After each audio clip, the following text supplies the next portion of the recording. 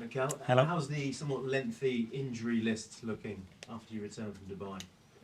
Yeah, we still have a few, unfortunately, in that list that we haven't managed to get back yet. But hopefully they are much closer, and some of them are in a better place than we expected. How is Zinchenko? Yeah, individually, I'm not going to tell you exactly how everybody is, but we are still missing a few. Okay. Anyone due back? I know Gabriel Jesus had that was it a knee problem in the Liverpool game? We are touch and go with a few. That's what I would say. Okay. How was the camp? Bit of warm weather and a chance to work on a few things? It was great. It was a phenomenal camp in every sense. We worked really hard in things that we wanted to do. We recharged our batteries. Obviously, the context, changing the environment in a beautiful weather helps. The togetherness and the moments that we shared together were great. So, we feel fully recharged. Did the break come at a good time when you're on a run of form like you've been on? A good chance to hit the reset button and turn a corner? Well, it was. I think it gives us the opportunity as well to look at things with a bit of perspective as well, to analyze what we've been doing. And we take a lot of positives from the first 6 months of the competition. And even though results haven't gone our way in the last few games, when you look at what we have produced in terms of the Premier League with any other team, we are up there. And in terms of improvements for the second half of the season, you're creating opportunities, perhaps not taking them. Is that the focus for you a little bit? Yes, continue to be who we are. You know, defeats cannot make you lose who you are, because if you do that, then you were never who you said that you were. And we have to continue to be ourselves. But there are certain details, certain marginal gains that we have to improve and evolve. And this is the beautiful thing about my job as well, is constantly find the evolution of a team and what it needs to keep winning. I mean, you're not finishing in front of goal. To what extent does confidence become an issue?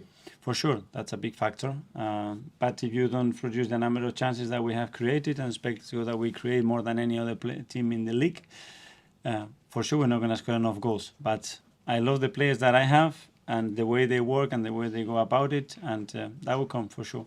And how important for you is it that Gabriel Jesus maybe scores a few more in the second half of the season?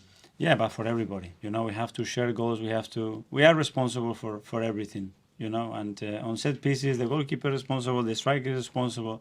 When there is a throw-in, everybody is responsible to what's going to happen that throw-in, and we have to share that responsibility like we always done. After the Liverpool game, you said the chances of bringing in a striker in this transfer window, well, it wasn't a realistic option. Have you changed that opinion, or do you feel the same? No, but the first thing, because I love the players that we have. And Crystal Palace, under Roy Hodgson, he never makes it easy for teams to get by.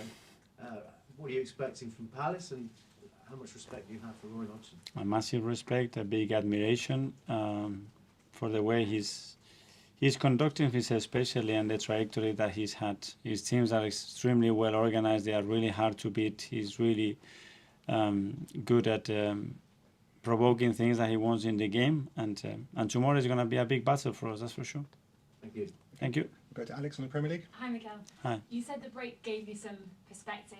What is the message to your players going into the second half? Keep doing what we are doing, and small margins to improve. That's it. Roy Hodgson in the opposition dugout, 76 years old. Can you see yourself managing at 76? You always ask me that question. At the moment, I cannot see that happening, but you never know. This job is extremely addictive, and when you do it like I do with people that I love as well and respect so much, you never know. It's difficult to find a better place or a better thing to do in your life. What do you think the key is to lasting that long as a manager in The this passion for and the love for the game, that's for sure. And then enjoying and the company and the people you work with, and then being very good at dealing with defeats, for sure. Because all the matches at the end, we lose more than we win, and I think you have to be really good at that. Is that something you've got better at over the years, dealing with defeat? I'm not sure. Every defeat, it's extremely painful, but after every defeat, you are closer to winning again, and it makes you a better coach, and it makes you reflect and act and be all the time on the move, and this is what it's about. It's the early kick-off tomorrow. It can sometimes be difficult to get the crowd going that early. What do you hope for from the home supporters? No, we need to get them going, but they've been exceptional with us, and as I said, we are recharged, we are full of energy and super motivated. The team is super motivated, and we want to attack the second half of the season with a lot of ambitions and with the understanding that the team is capable of big things, and they are convinced of that. Just finally, what was your highlight of the trip to Dubai? Some good food? The beautiful moments that we have spent together, when you have families, kids around, and mixing life and job.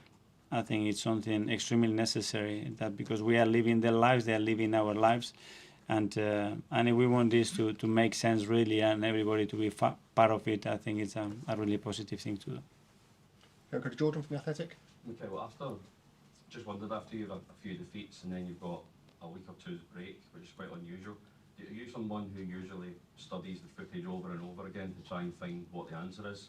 But I heard you say there the message is so clear, just keep doing it. Has this been a slightly different camp for you in terms of looking at what's wrong? Yeah, you have to look at it objectively, and in order to do that, you need to dissect the game in many parts as much as you possibly can to understand what happened. And then is the balance. And in football, what you merit and what you actually have is not always at the same level, and that's been the case. But I think overall in the season where we are, but these things that we can improve and do better. And those marginal gains have to be installed, and they've been installed for the last 10 days, and we have to see them coming up. So a couple of years ago, you had a difficult start to the league season, and then I think I remember you said it was the best 10 or 15 days you've had in football. Just wondered if you can reflect on, that first time of turning around the bad few results and what you've maybe done differently now you're a bit older. A lot of times it's not what you have to do, it's just looking around and how people behave. And when I said that I love so much my job and what I do, is because I love so much the people that I have next to me, that they are every day with me in my job. And when we are together, and we had a difficult time, it's true that we play in a certain way against big teams and we didn't win, but we know what we produce. They are a joy to work with, and that gives me every reason to be super positive for the second half of the season. Just as a manager, as a personality, 4 or 5 years into the job, how do you find the emotional side of not getting too high or too low? Do you need to hide your emotions from the players when it's been difficult?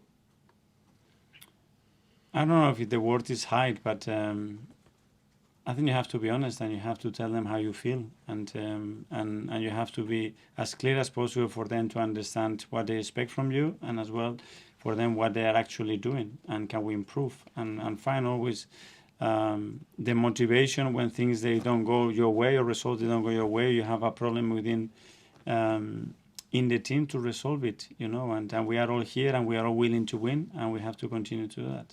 Okay, last couple in the live section. James from ESPN. Hi, Mikel. Hi. You spoke before the break about the goal scoring maybe becoming a psychological issue. So, when you've been away, how do you tackle that? Do you let them switch off? Do you make them practice harder? How do you actually approach that specific psychological element? Changing certain things, analyzing first of all from my side, from our side in the coaching point, what we can do better. Is the most difficult thing to coach because it's so unpredictable. Times, distances, spaces, opponent, they change from picture to picture, and they change immediately after the ball is moving. But try to give them clarity, and we'd have to take the responsibility, and we have to give them the tools to deliver the best possible way. And that's what we have to. They have it in them, and they know that, and we have a lot of individual talks about it, and it will come. From the way you talk there, I mean, the sort of outside perception is it's just players missing chances in front of goal, but from what you're saying, it's a lot more complicated than that.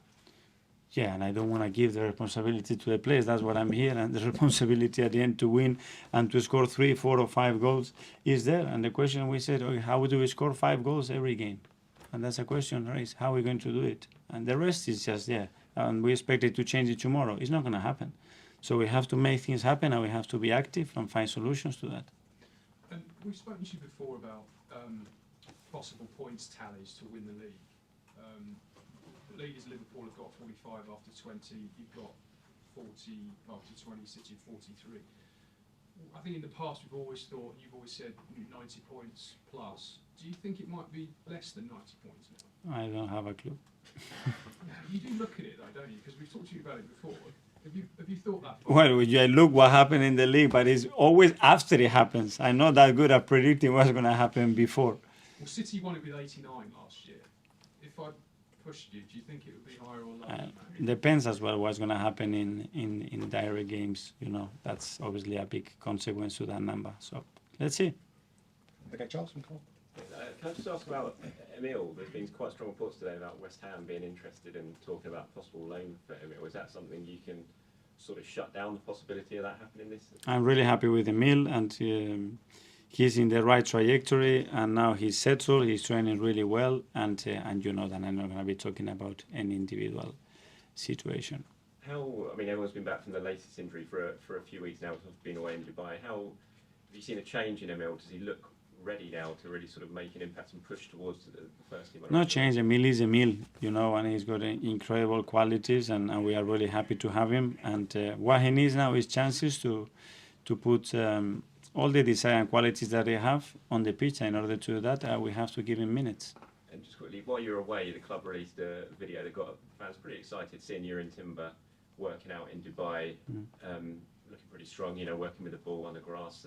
Obviously, there's still a long way to go for him, but how close is he to potentially playing any sort of part in this season? Is he progressing very well? There is a possibility, but at the moment it's still very, very far from competing, and that's the realistic picture of it. Are we hopeful that he can have an impact at the end of the season? If everything goes well, it looks like there is a chance that might happen, but I think it's too early to make that call.